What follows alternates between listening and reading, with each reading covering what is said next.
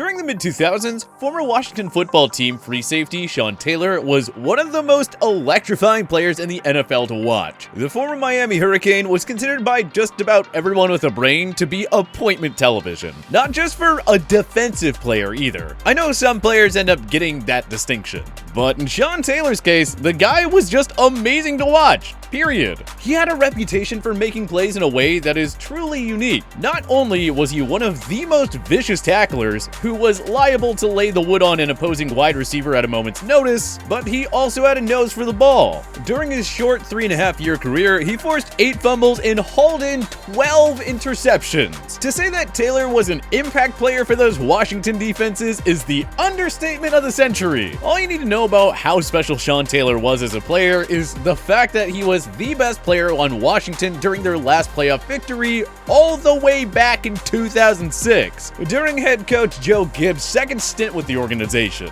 Tragically, Taylor was taken from us far too young, in a burglary attempt turned fatal. The night in question took place November 26, 2007, bizarrely during the season, which led to some questionable reactions and coverage by the sports media. Although it has been some time since Taylor was in the forefront of the national consciousness, as his passing was over 10 years ago at this point, his memory has resurfaced with the emergence of a new hard-hitting safety named Taylor, his younger brother Gabe, who has recently committed to going to Rice, where he, like his brother, will play free safety. And if you watch some of the clips from his tape, it is strikingly similar to the explosive playmaking style that made his brother a star in the NFL. His high school coach at Gulliver Prep, Earl Sims, raved about Gabe's talent, saying, "He's cerebral, he's physical, he plays with a mentality that is from the old school, and he's committed. You get it all. He's kind of like a coach on the field. It's like he's been there before."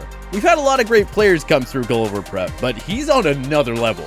Of course, he is his coach and he's gonna gas his guys up, but that's a pretty ringing endorsement there. But let's take a closer look at the new up-and-coming talent and revisit the tragic circumstances that make Gabe's story even more compelling. Gabe, 18 years younger than his older brother, spent his early childhood trying to keep up with Sean, while their father, Pedro, would relentlessly run them through drills. Obviously, because Sean was so much older, he was the primary focus. But surely the experience of training with an elite athlete was invaluable in the now 19-year-old Gabe's development as an athlete. Interestingly, even though he idolized his legendary older brother, Taylor was hesitant to follow directly in his footsteps, and took a break from playing football during his first year at Miami's Gulliver Prep, the same school his older brother made his name at, to focus on basketball. Good on Gabe for following his passion, but the school's football coaches were none too pleased with his decision, and hey, who could blame them? They were probably salivating at the prospect of having the second coming of Sean Taylor at their disposal, and all of a sudden he decides to be a hooper? Fortunately for the coaches in question, Gabe succumbed to his destiny and returned to the gridiron his senior year of high school to play on the Sean Taylor Memorial Field, which is obviously named after his fallen brother.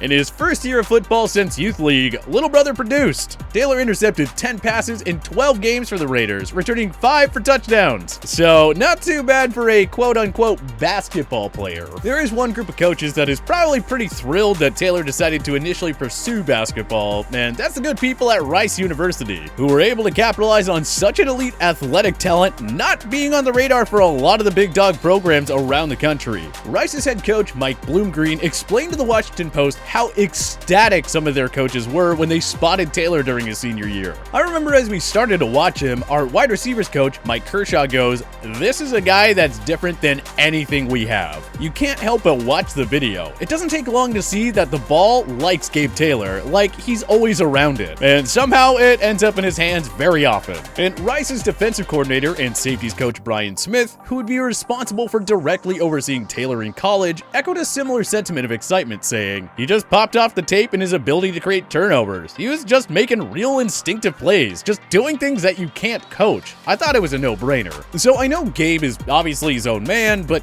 gosh, does that sound like the way people used to talk about his big brother, who, like I said, tragically had his life taken back in 2007. The tragic story started in November of that year, a week and a half before the murder actually took place. Criminals had gone by Taylor's house and pried open a window while no one was home, rummaged through Taylor's belongings, and then, frighteningly, left a knife on Taylor's bed. The incident somehow became national news, and Washington ended up allowing Taylor to leave the team to go down to Miami and deal with the incident. Little did they know that just 12 days later, 4 men would show up again trying to rob the house. The entire thing turned disastrous when the 24-year-old Taylor heard the commotion from his bedroom.